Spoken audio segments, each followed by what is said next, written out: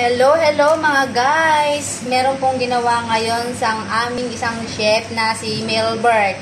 Yan po si Milbert. Please follow the YouTube channel and may reels ka ba?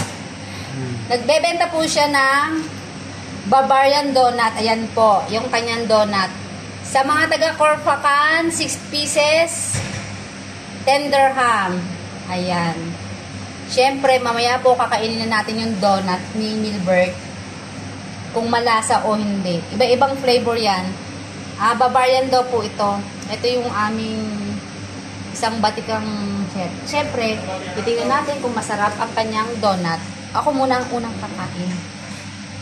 Kaya nalobo ko dito.